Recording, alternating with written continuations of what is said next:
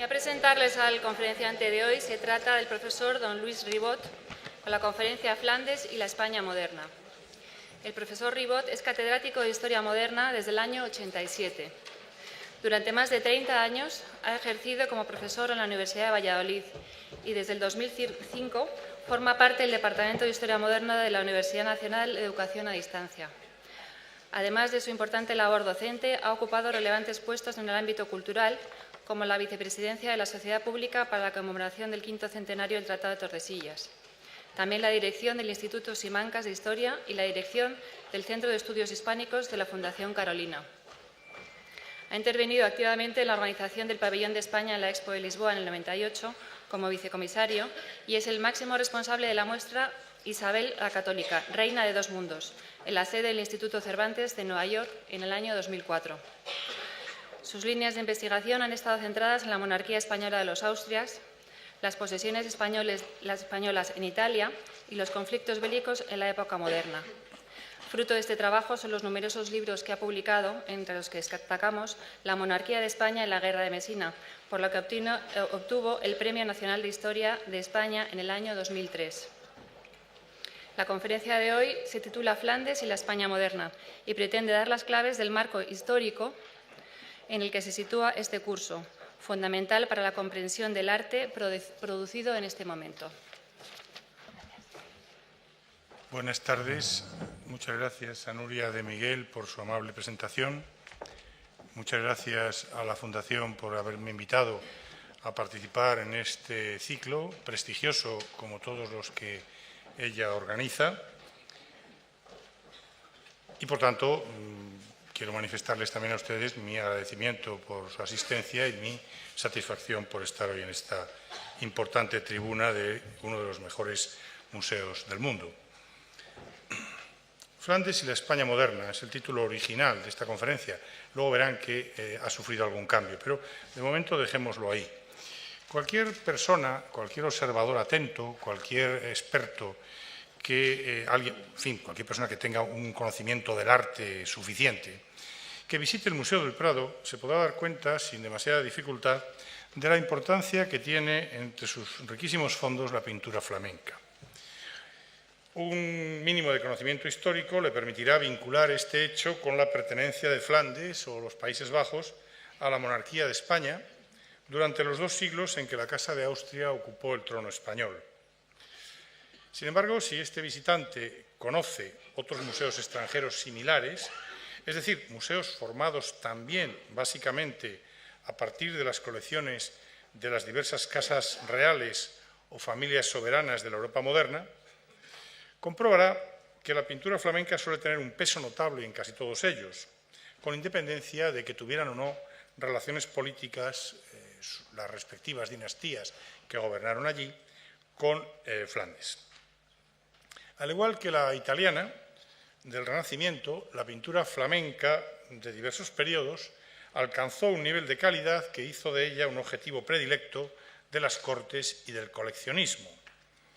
Los principales artistas recibieron numerosos encargos, lo que explica, por ejemplo, la notable presencia de Rubens en el Museo del Louvre, o inspiraron las búsquedas apasionadas de príncipes que recurrían al mercado o a sus relaciones políticas para hacerse con el mayor número posible de obras de sus artistas favoritos. Siguiendo con el caso de Rubens, es bien sabida la afición enorme a su pintura que tuvo el lector Juan Guillermo del Palatinado, el cual, a finales del siglo XVII, logró reunir en Düsseldorf una importantísima colección del mismo. La vinculación política de Flandes a la monarquía no lo explica todo, por tanto, aunque en el caso de España no cabe duda de que incrementó la importancia y la calidad de las colecciones flamencas. El arte flamenco, que influyó en buena parte de Europa, tuvo entre nosotros una influencia más intensa como consecuencia esencialmente de factores políticos. Solo así se explica, por ejemplo, la presencia en el Museo del Prado de pinturas como el Descendimiento de Van Eyck, que el futuro Felipe II descubrió admirado en su felicísimo viaje europeo durante su estancia en el castillo de Vinche, en los Países Bajos.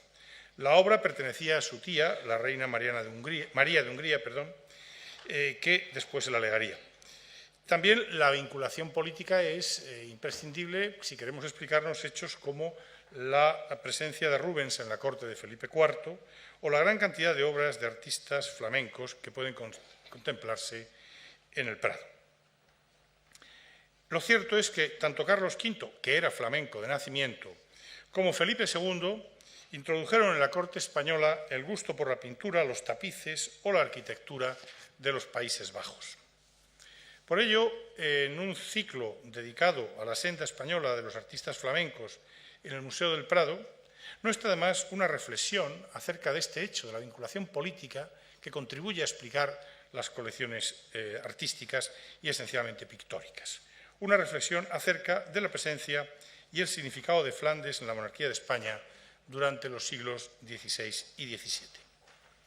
Ante todo, se impone una aclaración sobre los términos Flandes o Países Bajos utilizados hasta ahora para referirnos a aquellos territorios situados al noreste de Francia, entre dicho país y el Imperio Germánico, enfrentados a la costa sudeste de Inglaterra, de la que les separan el Canal de la Mancha y el Mar del Norte. Flandes era en realidad solo uno de los numerosos estados que formaban aquel conjunto bastante heterogéneo de territorios. Ahí lo pueden ver. Había otros como Brabante. Ven Flandes, esta zona. Había otros como Brabante, Artois, Frisia, Holanda, Zelanda, Güeldres, en fin, toda una serie de ellos, hasta un total de 17 provincias que llegó a dominar Carlos V en el momento de máxima expansión territorial de aquellos estados. Eran provincias muy distintas, unas eran ducados, otras eran marquesados, condados, señoríos diversos, muy poco integrados, mal integrados entre sí, que compartían pocas cosas, compartían un mismo soberano y algunas instituciones comunes que, sin embargo, no lograban superar los particularismos provinciales y locales. Compartían también el espacio geográfico, un espacio caracterizado por la escasa altitud respecto al nivel del mar, que incluye incluso algunas zonas más bajas que el mar, ganadas a gracias a un enorme esfuerzo desde los siglos XI y XII de construcción y mantenimiento de diques, característica esta de ser unas tierras tan bajas que explica los términos por los que se las conocen: tierras bajas, País Bajo, Países Bajos. Flandes es el nombre que pasa a utilizarse junto a este de Países Bajos en España en referencia al conjunto de aquellos territorios, utilizando una parte para denominar al todo. Y el gentilicio flamenco servirá también para denominar a cualquiera de los habitantes de las 17 provincias.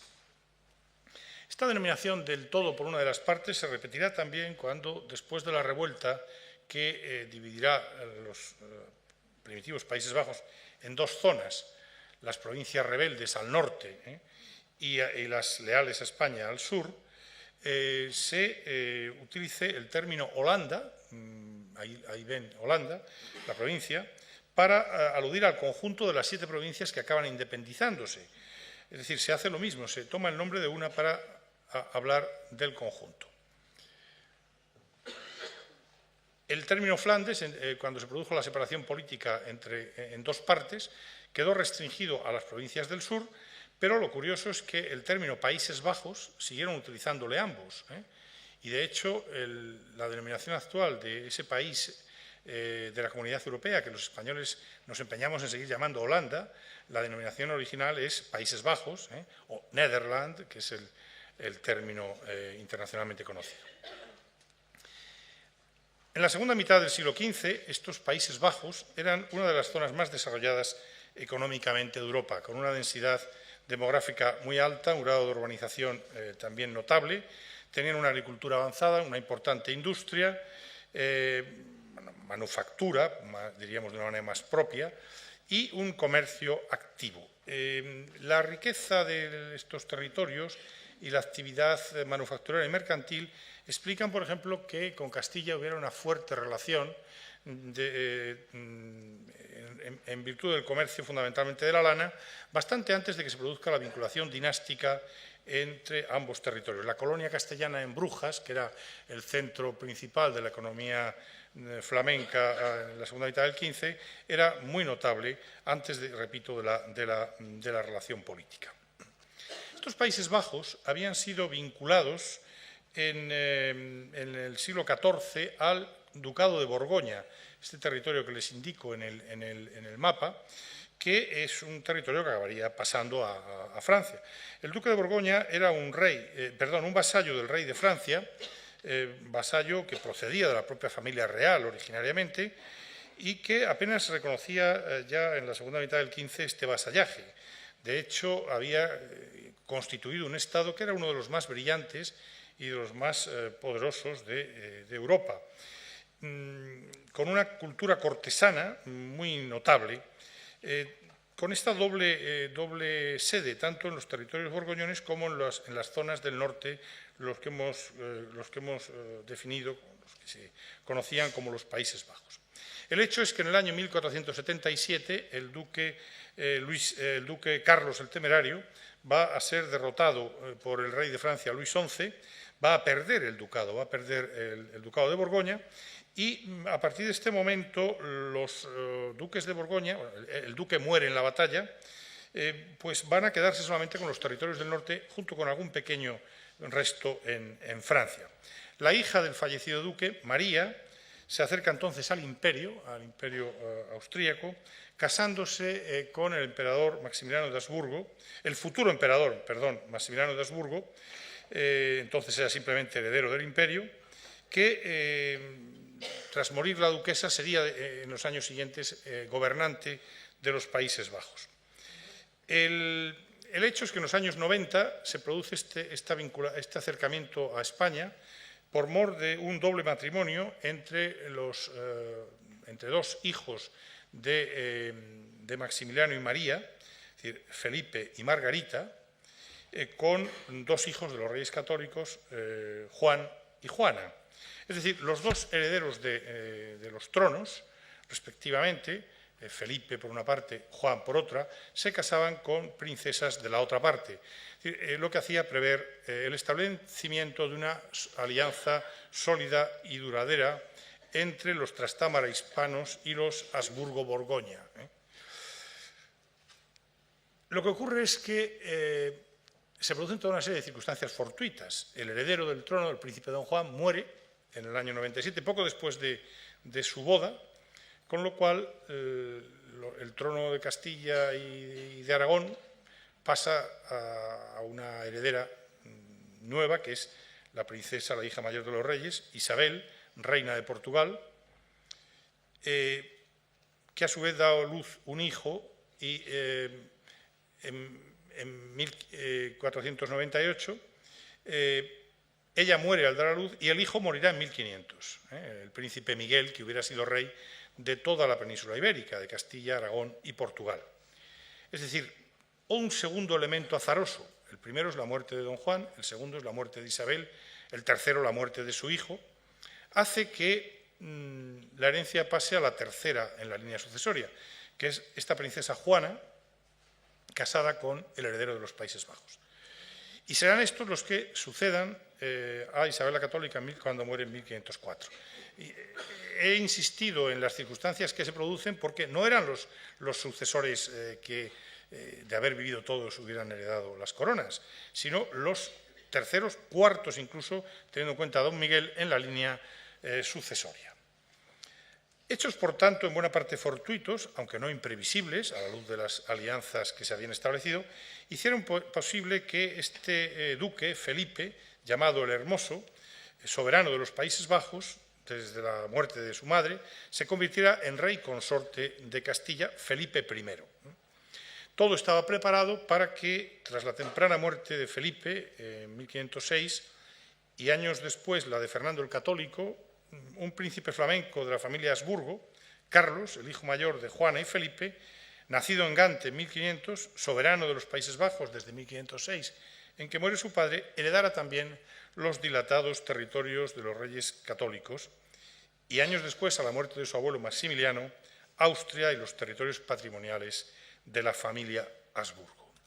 Nadie había reunido tantos territorios.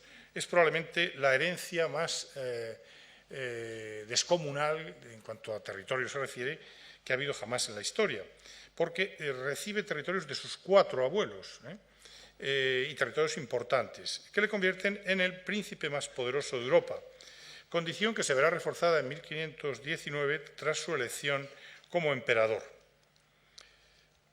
A partir de entonces, España y Flandes, o los Países Bajos, pasaban a tener un mismo soberano y en muchos aspectos un destino común. Vean los territorios de Carlos V, la zona hispana de la península ibérica, que también domina territorios en el sur de Italia, el otro, que son de sus abuelos maternos, con luego, naturalmente, territorios en el norte de África y proyección hacia América, la zona de los Países Bajos con Borgoña, en realidad ya no Borgoña, sino este Franco Condado, que es el resto que queda después de haberse perdido el ducado, y todos estos territorios en marrón, que serían los de su abuelo Maximiliano, que son los territorios patrimoniales de la familia Habsburgo. Esta inmensa entidad, podemos llamarla monarquía o imperio, era hasta cierto punto una anomalía, algo fuera de lo normal. Porque en el pasado había habido grandes imperios, pero ninguno como consecuencia de una combinación de herencias tan sensacional. Los territorios de Carlos V formaban parte de 4 núcleos, ciñéndonos exclusivamente a Europa: España, Italia, los Países Bajos, con Luxemburgo y el Franco Condado, y Austria-Alemania.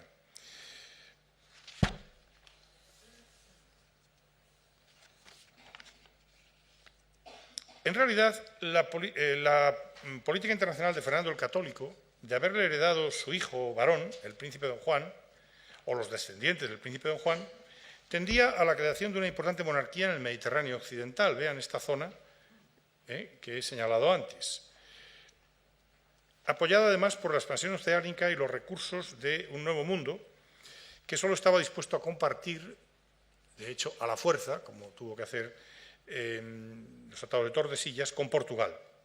Flandes y Austria-Alemania, las otras 2 zonas que heredará Carlos de sus abuelos paternos, eran espacios ajenos a la trayectoria histórica tanto de Aragón como de Castilla. Una cosa eran las alianzas que, en clave sobre todo antifrancesa, se habían establecido en tiempos de Fernando el Católico y Maximiliano, y otra muy distinta, la integración de territorios tan diversos y alejados en un conjunto único, bajo un mismo soberano, que es lo que se produjo al cabo. ¿Sería gobernable semejante monstruo político? Pero también otra pregunta: ¿cómo renunciar a lo que los derechos dinásticos otorgaban a un determinado príncipe? La tensión entre la lógica y los derechos dinásticos estuvo presente siempre en el trasfondo de este inmenso ente político creado con el acceso de Carlos V a sus diversos tronos, y acabó separando su herencia en 2 partes, que dieron lugar a la existencia de 2 ramas soberanas distintas de la familia Habsburgo, aunque podrían haberse producido otras partes distintas. Podría haber habido 3 partes, que es a lo que tendió en algunos momentos el propio Carlos. En cualquier caso, las 2 partes que se dividieron no fueron las 2 más lógicas. Lo razonable hubiera sido que la separación en 2 ramas distinguiera los territorios paternos de Carlos de los heredados de su madre, habida cuenta, además, de que buena parte de los Países Bajos se hallaba vinculada históricamente al Imperio Germánico. Ven ustedes que es inmediata y que incluso formó parte históricamente del Imperio. Sin embargo, las cosas no fueron así y el hermano de Carlos, Fernando, heredó todo el conjunto de los territorios paternos, salvo los Países Bajos y Luxemburgo, es decir, el resto de la herencia borgoñona. Se produce, por tanto, una separación, y me interesa insistir en esto, un tanto anómala, que explica algo a lo que voy a insistir a lo largo de la conferencia, que es la anomalía de Flandes en el seno de la monarquía. Ya los 2 abuelos de Carlos, Fernando el Católico y el emperador Maximiliano, vieron con cierta alarma, a medida que se iban produciendo estas muertes, la herencia formidable que se iba a acumular en los hombros del joven Carlos, pero no llegaron a ningún acuerdo, confiando en que éste pactara algún tipo de reparto con su hermano Fernando. De hecho, se lo recomendaron y el propio Carlos entendió la necesidad de desgajar los territorios. Así se desprende al menos de dos hechos. Uno, el que después de 1526, cuando la muerte del rey Luis II de Bohemia y de Hungría, en la batalla de Mohacs, aquí tiene la zona, dejó vacantes los tronos de Bohemia y de Hungría, ambos electivos. Aquí tienen Bohemia, aquí Hungría. El emperador, con ayuda de su hermana María, la viuda de Luis II de Hungría, logró que Fernando, su hermano, que se había casado con la hermana del fallecido, con Ana de Hungría, fuera elegido rey de lo que quedaba de ambos territorios. Bohemia no había tenido pérdidas, pero Hungría, buena parte, había sido conquistada por los turcos. Este es el primero de los hechos que muestra que Carlos quiere establecer una segunda soberanía en manos de su hermano. El segundo es que en el año 1531, y a pesar de que ya tenía un heredero, el futuro Felipe II, es decir, Carlos ya tenía un hijo que podía heredarle, el emperador consigue que se elija a su hermano como rey de romanos. La dieta alemana le elija rey de romanos, que es el título que habitualmente se otorgaba a aquellos que iban a ser los sucesores en el imperio. Nos muestra, por tanto, que Carlos pretendía crear dos soberanías de este conjunto inmenso que había recibido. Sin embargo, a lo largo de su vida hubo muchas vacilaciones y arrepentimientos. Y hubo momentos, como veremos en concreto en 1550-51, en que el emperador parecía comprender que parecía, a pesar de esos avances hacia la separación de dos conjuntos, parecía inclinarse más bien por entregárselo todo a su hijo. Es decir, vacilaciones, dudas en el propio Carlos V. En todos los intentos que hubo de separar partes a lo largo del reinado de Carlos V, casi siempre solía estar presente en los Países Bajos. Es decir, el hecho de que al final acabaran vinculándose a España fue un resultado un tanto imprevisto.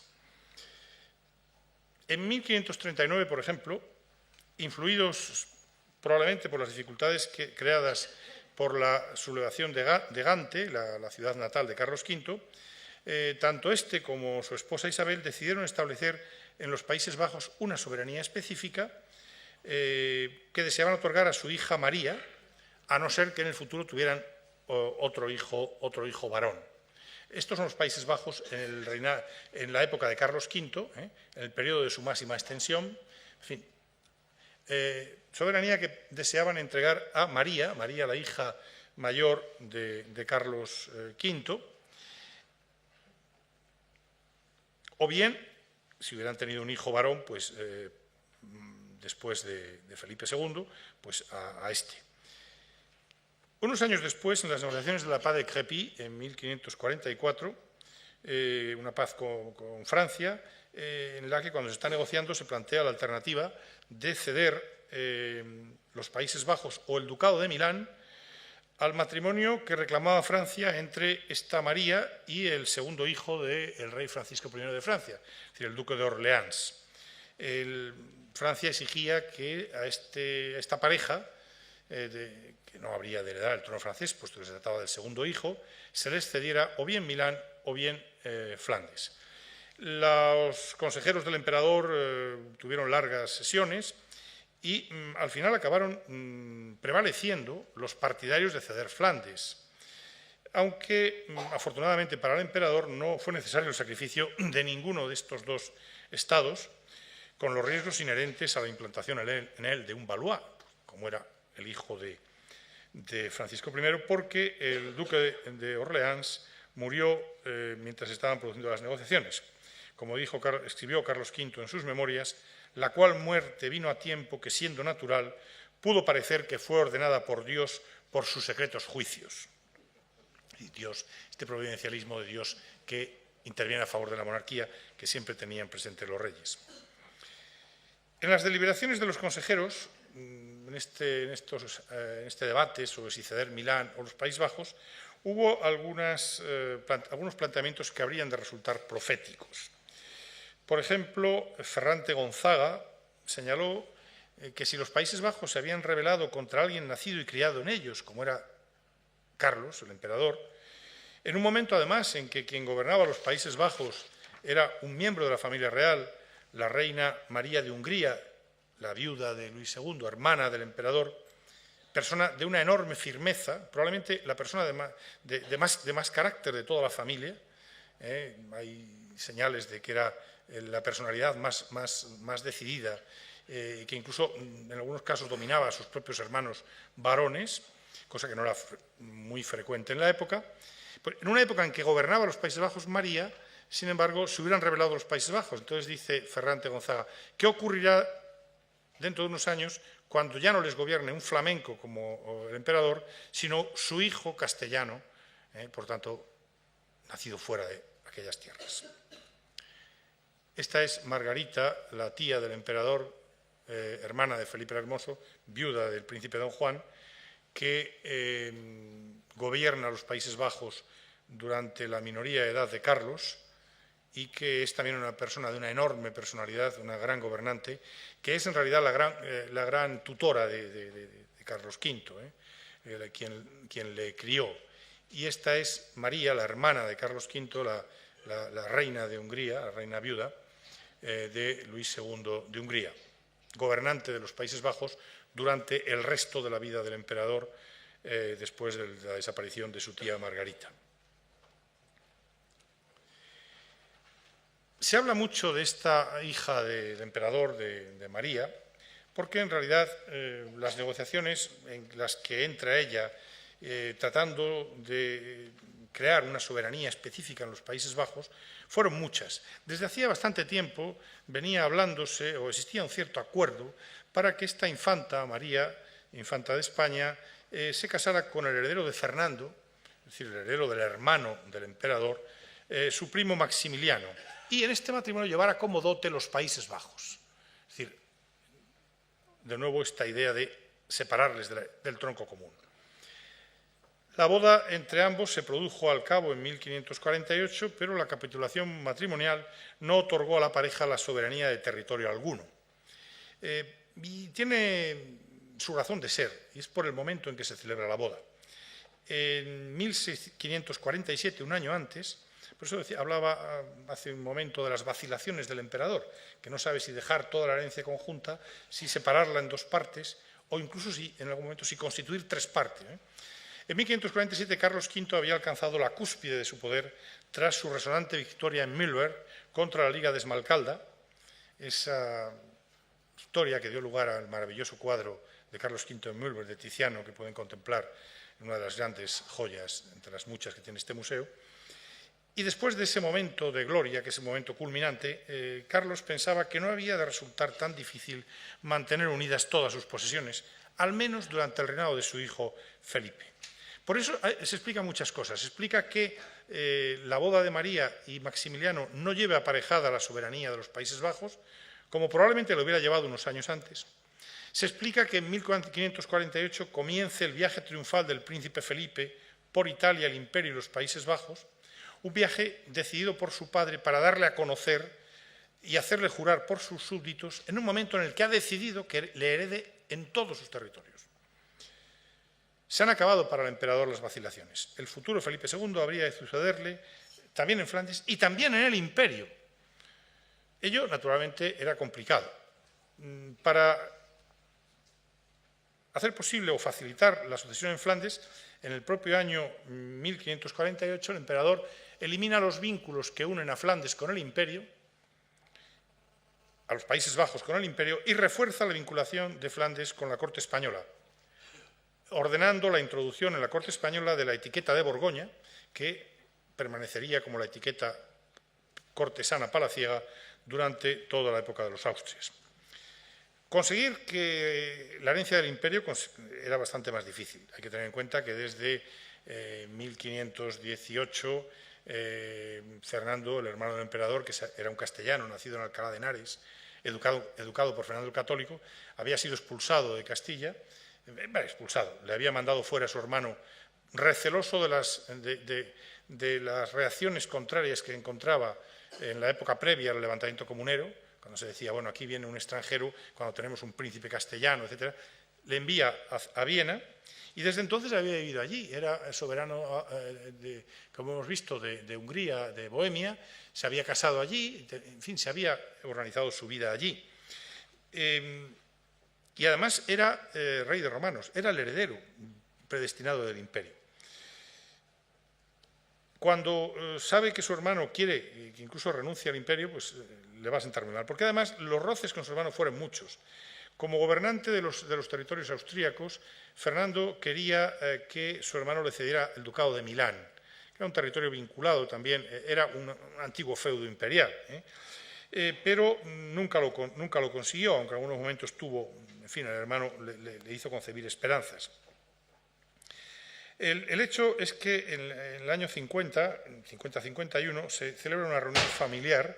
El emperador convoca a su hermano en la ciudad alemana de Augsburgo y en esta reunión familiar acude también María de Hungría, a la que estamos viendo, y también el Maximiliano, el hijo de Fernando, y este es Fernando, el hermano del emperador. Este es Maximiliano, quien se casaría con la hija de Carlos, María. En esta reunión, que fue muy tensa, Carlos pidió a Fernando que renunciara a sus pretensiones sobre la herencia imperial y apoyara la candidatura de Felipe. Las desavenencias llegaron al extremo de que los dos hermanos se retiraron la palabra y la hermana María y Antonio Granvera, el futuro cardenal, actuaron como representantes del emperador, porque no se dirigían la palabra a los dos hermanos. En marzo de 1551 se llega a un compromiso por el cual Fernando sería emperador después de Carlos y promocionaría a su sobrino Felipe para que, a su vez, como rey de romanos, es decir, para que luego, después de él, le heredara. A su vez, Felipe se comprometía a promocionar a su primo o o al descendiente que correspondiera de la otra rama. Es decir, se establecía una especie de alternativa para el imperio entre las dos ramas de la familia, algo muy complicado que de hecho no llegó a funcionar y no se cumplieron. Pero estas reuniones tan tensas de Augsburgo crearon un clima muy tenso entre la familia, un clima que permaneció en los años siguientes y que de alguna manera hubo de influir en estas dudas de Carlos V. Es decir, ¿quién podía garantizar que si se dividía en dos partes la herencia imperial, los herederos o los gobernantes, los soberanos de cada una de las partes tuvieran buenas relaciones? ¿Quién podía garantizarlo? Las desavenencias entre Carlos y su propio hermano, que estaba sometido a él, puesto que gobernaba en nombre del emperador esos territorios, ya le hacían ver que no iba a ser fácil la creación de dos soberanías. Si fueran aliados los soberanos de cada una de ellas, ¿durante cuánto tiempo habrían de serlo? Porque luego, claro, pasan las generaciones, los soberanos no se conocen tanto como pueden ser los dos hermanos o dos primos cercanos. ¿Durante cuánto tiempo iban a ser aliados? Es decir, había una serie de riesgos en la creación de varias soberanías que hay que tener en cuenta para explicarnos esas dudas de Carlos V. En el caso hipotético incluso de que hubiera una política común, ¿quién iba a ser el dirigente supremo? Al que los demás obedecerían, naturalmente. A priori, en el tiempo inmediato a Carlos V, habría que pensar en que este dirigente supremo fuera el emperador, porque tiene el título de mayor rango, a pesar de que la mayor parte de los dominios de Carlos, la más poderosa sin duda, no pasaba al emperador, sino que pasaba a su hijo Felipe, a Felipe II, lo que hacía muy difícil que reconociera una supremacía por parte de su tío, cuando además el propio Felipe, en estos años 48 al 51, aspira, alentado por su padre, a ser él el heredero en el imperio.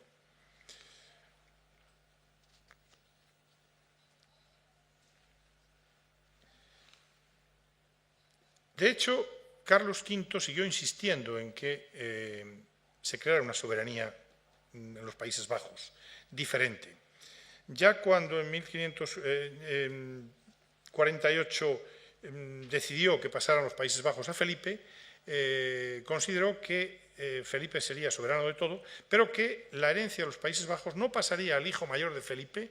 Felipe tenía ya un hijo, que era el famoso príncipe don Carlos, sino que pasaría al hijo segundo de Felipe, cosa que a Felipe nunca le pareció bien. Cuando, años después, en el año 54, en una coyuntura ya bastante distinta, porque ya la época de grandes triunfos del emperador ha pasado y se ha producido su fracaso, su fuga de Innsbruck en el año 52, su fracaso en el sitio de Metz, el emperador está enfermo, desea abdicar, entonces proyecta la creación de una soberanía en los Países Bajos vinculada a Inglaterra.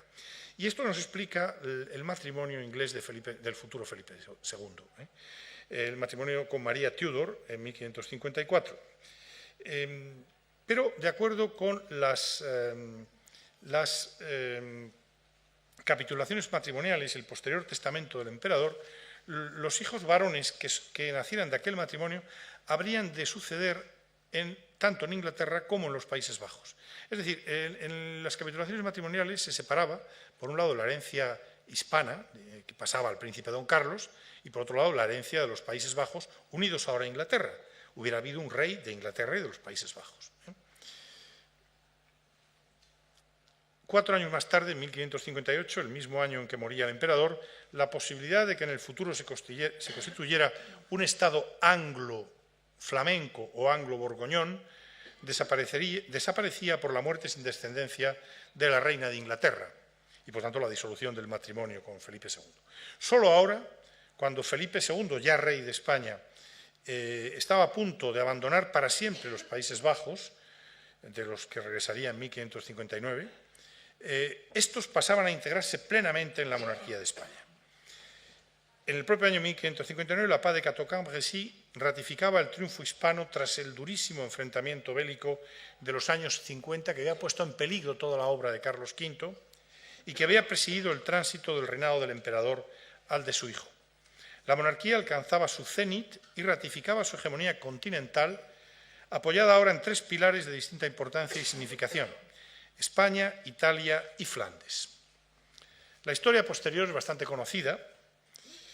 Los conflictos internos en Flandes, las resistencias a la centralización monárquica, que ya había comenzado y provocado revueltas en el siglo XV y durante el reinado de Carlos V, la ausencia del soberano, la expansión de la reforma protestante, fueron las causas principales que provocaron la revuelta de los Países Bajos y la larga guerra de 80 años que constituyó el auténtico cáncer de la monarquía. A finales del reinado de Felipe II, el enfrentamiento bélico y sus vicisitudes habían dado lugar a 2 zonas bastante consolidadas, que aquí aparecen en el mapa que les muestro. Un norte calvinista, las Provincias Unidas, que eran prácticamente independientes ya a finales del reinado, y un sur católico leal al rey de España. Entre medias está esta zona del Principado de Lieja, que era independiente, era un obispado, que fue siempre independiente de España, aunque tuvo una política bastante cercana a España. Felipe II siempre fue bastante más reacio que su padre a dividir el patrimonio dinástico. Nunca aceptó de buen grado la pérdida del título imperial y rechazó en secreto el tratado matrimonial con Inglaterra, no el tratado, sino el hecho de que en el tratado se desposeyera a su hijo, el príncipe don Carlos, de uno de los estados que él pensaba que le correspondían. En su testamento de 1557 declaró al príncipe don Carlos heredero de todos sus territorios. Sin embargo, la imposibilidad de acabar con la revuelta, el agotamiento de Castilla, el principal soporte de la guerra, en fin, le llevan al final de su reinado a idear una solución. Y esta solución es, de alguna forma, consiste en resucitar las fórmulas ensayadas años atrás por su padre. En lugar de una soberanía única, que era tan problemática, tal vez fuera mejor crear en Flandes un Estado independiente, aunque fuertemente vinculado a la monarquía de su hijo. Por eso, en el año 1598, cede los Países Bajos a la infanta Isabel Clara Eugenia como dote para el matrimonio con el archiduque Alberto de Austria. Es decir, esta pareja, los llamados archiduques, serán soberanos de los Países Bajos, pero su soberanía queda limitada por varias cosas. Primero, porque en el documento de cesión se especifica que si no tienen hijos, la soberanía volvería a España. De hecho, no tendrían hijos. Pero además la soberanía quedaba limitada por la presencia del ejército español en los Países Bajos, el mantenimiento en manos de las tropas españolas de una serie de plazas fuertes y la dirección de la política exterior de los Países Bajos desde España. En realidad, más que un Estado independiente, se estaba creando un Estado satélite de la monarquía de España, que es este Estado de los archiduques Isabel Clara Eugenia y Alberto de Habsburgo. De hecho, la solución no disminuyó los problemas de los archiduques con España, más bien les incrementó. Hubo múltiples tensiones y recelos por esta fórmula tan complicada que había creado Felipe II. Felipe III nunca superó el disgusto de no haber heredado los Países Bajos. Y, de hecho, en vida todavía del archiduque, una vez que su hermanastra, Isabel Clara Eugenia, parece que por cuestión de edad pues ya no era esperable que tuviera descendencia, hizo que los diversos estados provinciales de los Países Bajos le juraran como heredero a Felipe III en el caso del matrimonio, para el momento en que el matrimonio se disolviera sin descendencia. Lo que ocurre es que Felipe II nunca llegó a haber cumplido este deseo, pues murió unos meses antes, 1621, unos meses antes que su cuñado, por lo que los Países Bajos volverían en el año 21 a la soberanía de España, pero ya en la persona del nuevo rey, Felipe IV, quedando Isabel Clara Eugenia como gobernadora hasta su muerte en 1633. Vemos de nuevo cómo la infertilidad y la muerte, el azar en definitiva, volvían a impedir, en este caso, la desvinculación. El azar que había traído los Países Bajos a la vinculación dinástica con España, ahora impedía de nuevo la desvinculación de ellos del tronco dinástico hispano. Con los Países Bajos vuelven los problemas. En el año 21 se reanuda la guerra, una vez que expira la tregua de los 12 años, una guerra vinculada ahora a la guerra de los 30 años, esa gran guerra europea del siglo XVII, en la que los países protestantes están apoyados, respaldados de alguna forma por Francia, que es de nuevo el gran enemigo de España, una vez superada la crisis de la segunda mitad, su crisis de la segunda mitad del siglo XVI, de las guerras de religión. En los años 20 y 30 hay una serie de triunfos importantes de España en la guerra, pero se vuelve a plantear la enorme dificultad que supone el elevado desgaste que implica mantener los Países Bajos en el seno de la monarquía. A partir de los años 40, cuando empiecen las derrotas, vuelven a plantearse de nuevo las opciones, aparecer las tentativas de separar los Países Bajos del tronco español. Se buscan fórmulas más complejas que en el siglo XVI, porque ya no hay tantos miembros de la familia real. Los miembros de la familia real diría más bien que escasean. Y en algún caso se plantea incluso la cesión a un tercero de los Países Bajos. Digo que escasean porque aquí tienen a uno de los dos hermanos varones de Felipe IV, el cardenal infante don Fernando de Habsburgo o de Austria, que fue gobernador de los Países Bajos, en el cual podía haber recaído una posible solución de no haber muerto en el año 41, es decir, tempranamente, por tanto.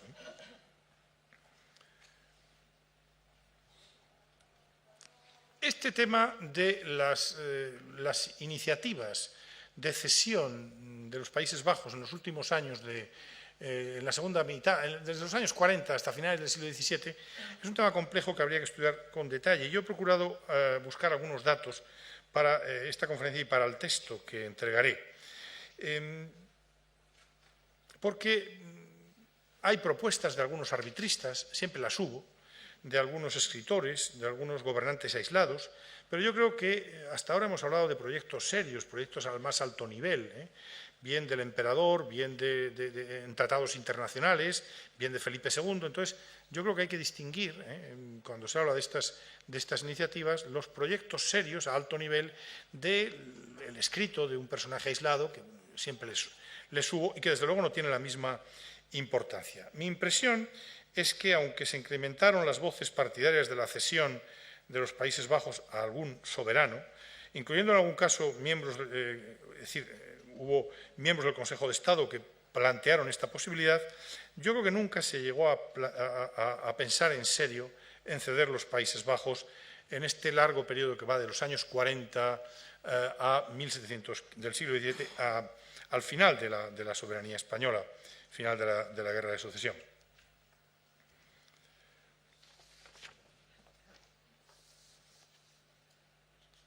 A pesar de que ahora las dificultades cada vez son mayores, es decir, durante la guerra, los últimos años de la guerra, de la Guerra de los 30 años, hasta la paz de Westfalia de 1648, la guerra era al tiempo con Francia y con las Provincias Unidas, que ahí ya ven claramente separadas.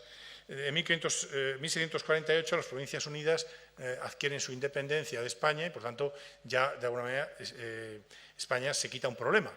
El enemigo ahora solamente va a ser Francia. Y frente a esa Francia expansiva que en la segunda mitad del siglo estará dirigida por Luis XIV, las Provincias Unidas van a convertirse en una aliada de España más que en una enemiga, porque a las Provincias Unidas también les interesa frenar ese expansionismo francés. Expansionismo francés que, como ven, va a ir recortando territorios en los Países Bajos. Todas estas zonas son zonas que gana Luis XIV a España a lo largo de su reinado. Todo esto y el propio empobrecimiento de la monarquía, las propias dificultades económicas, el mal estado de las tropas, nos explican que proliferen a altos niveles, el gobierno de la monarquía, las voces partidarias de ceder o abandonar los Países Bajos. Vamos a ver algunos de estos momentos. Uno de ellos fue a finales de 1645. A finales de 1645 todavía reinaba Felipe IV, se habían iniciado ya las conversaciones para la paz con los holandeses, pero los retrocesos en ambos frentes, entonces, tanto en el frente holandés como en el frente francés, los dos frentes que agobiaban a estos Países Bajos españoles, hacían pensar en la necesidad de buscar algún acuerdo.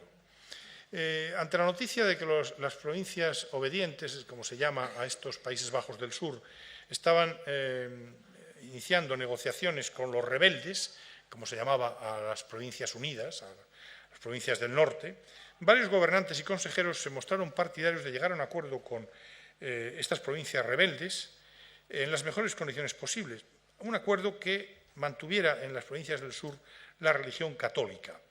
El 22 de diciembre del año 45, por ejemplo, en una sesión del Consejo de Estado, el marqués de Santa Cruz decía que había que retirar de allí las tropas para reforzar a España, que tan exhausta está de todo y donde vuestra majestad tiene dos guerras tan grandes.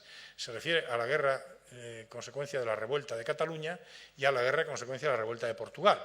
Es decir, atendamos a los frentes que tenemos en nuestra propia casa y olvidémonos de aquello que está perdido. Y terminaba su consulta diciendo, en los extremos trabajos es necesario tomar resoluciones grandes. Su propuesta fue refrendada por varios consejeros.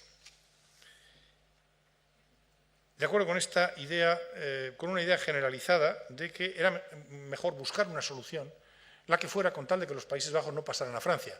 Algunos decían incluso, acordémonos, pongámonos de acuerdo con las provincias del norte, que respeten la religión católica, pero que esto continúe, que no lo tome Francia.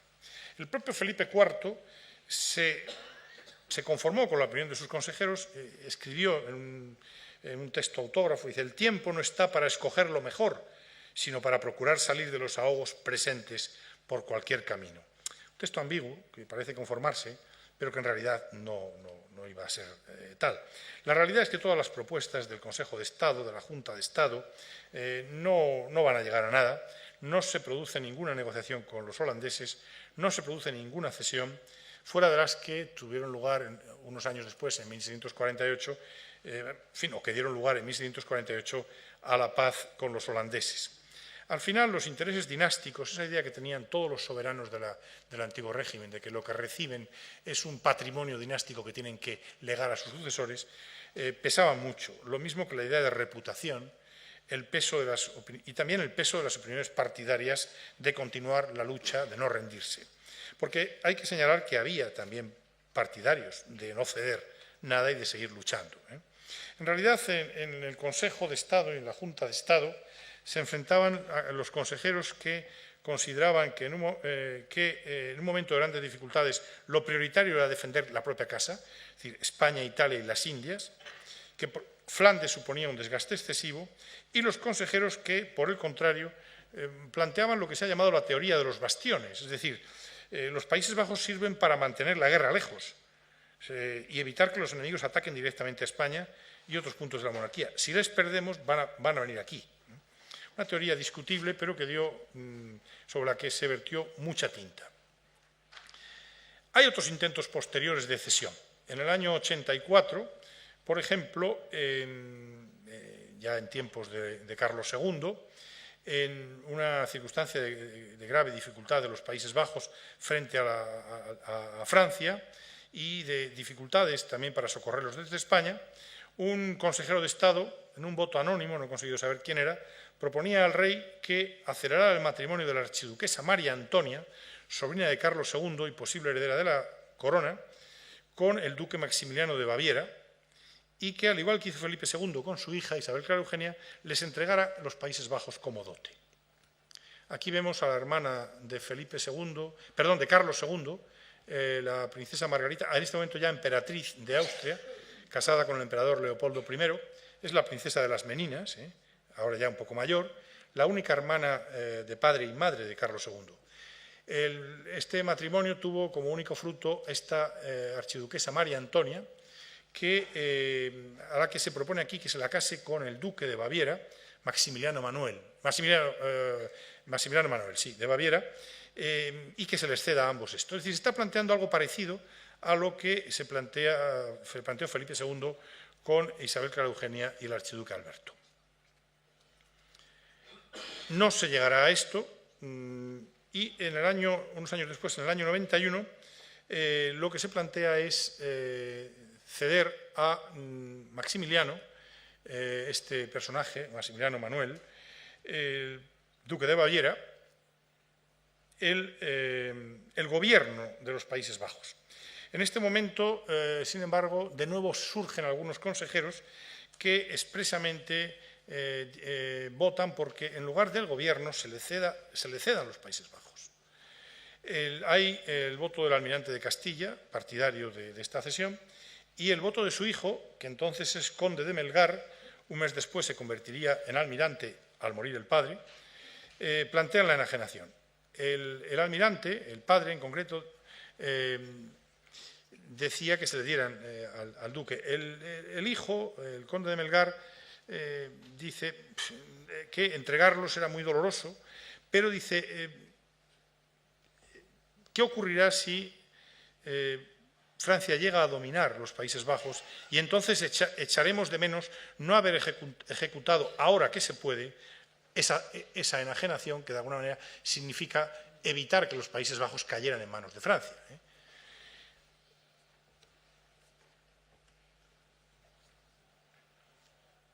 Es el último momento en que he encontrado intentos de ceder los Países Bajos. No se le entregarán a Maximiliano Manuel, pero sí se le entregará el gobierno. En 1691, Maximiliano Manuel se convierte en gobernador de los Países Bajos, cosa que será hasta el final del reinado de Carlos II.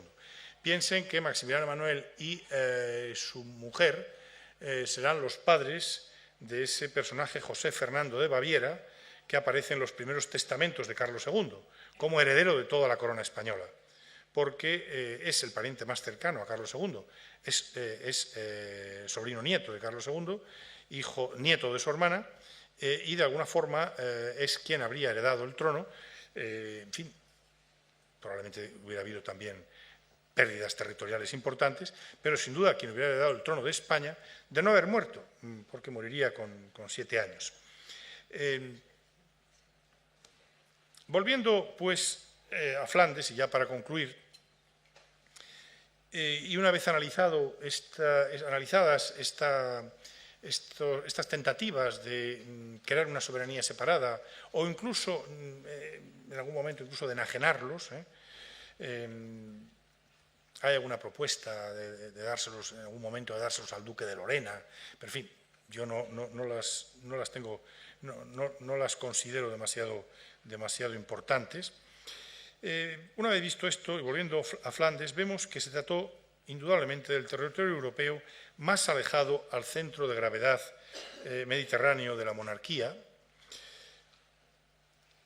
y que precisamente por este alejamiento, por encontrarse en un ámbito geográfico progresivamente hostil, cada vez más hostil, no lo era tanto en tiempos de Carlos V, lo fue mucho más a partir de Felipe II y desde luego después, rodeado cada vez más de enemigos, su conservación se convirtió en la mayor prueba a la que hubo de hacer frente la monarquía de España.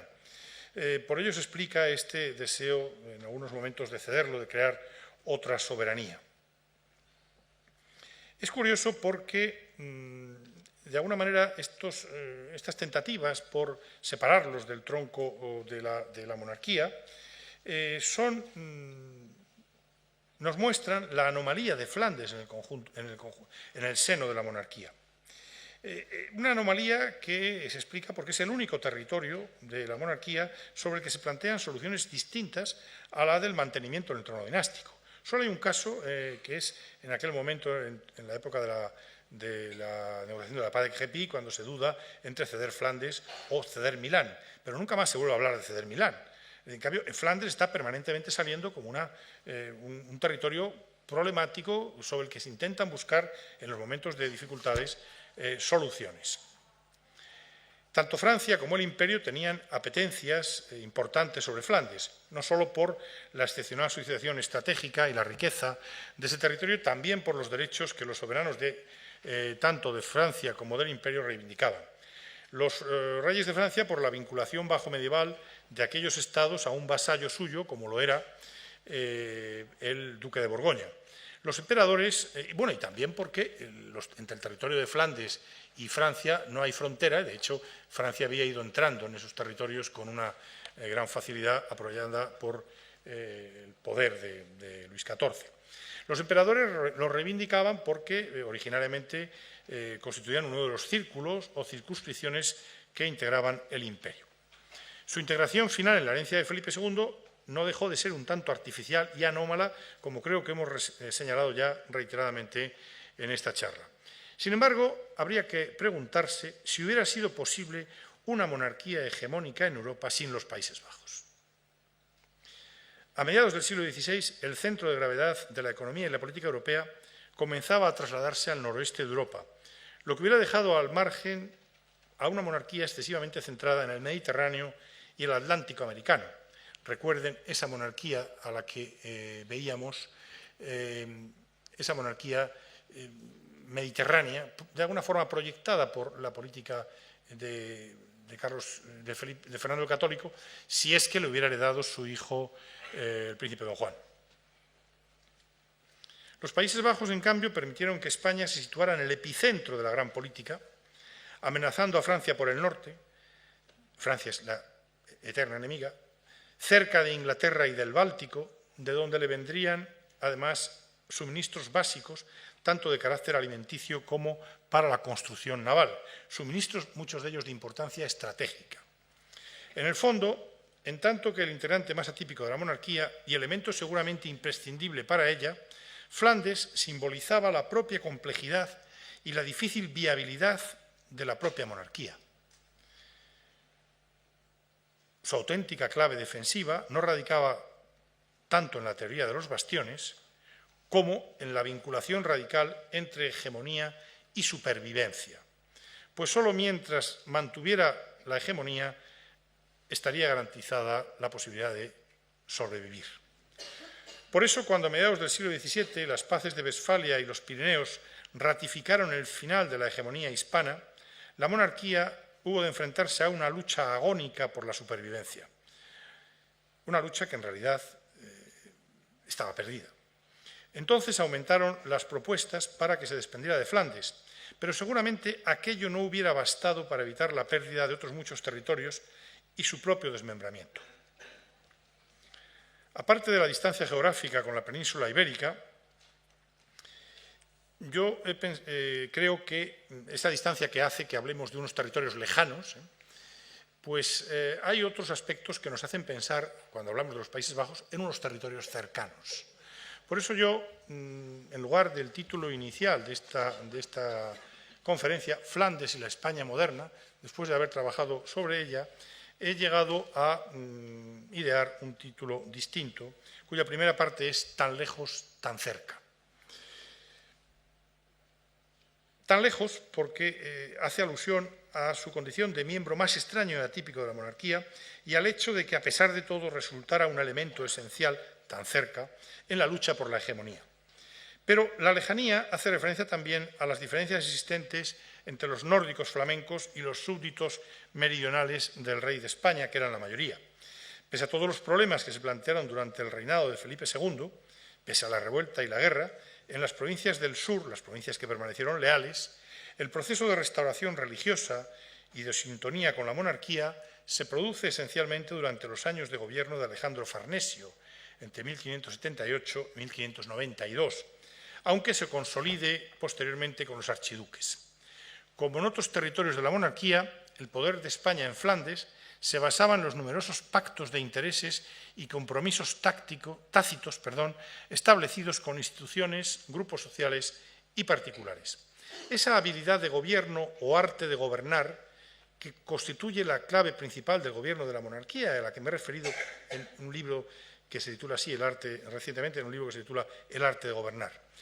Ya a finales del siglo XVI, más que en su capacidad represora, la verdadera fuerza de la monarquía en los Países Bajos, como en otros territorios, como en Nápoles, en Sicilia, en Milán y en otros territorios, en la propia Castilla también, en los territorios de la península ibérica también, radicaba en los apoyos provenientes de los lazos de interés recíproco que había logrado establecer.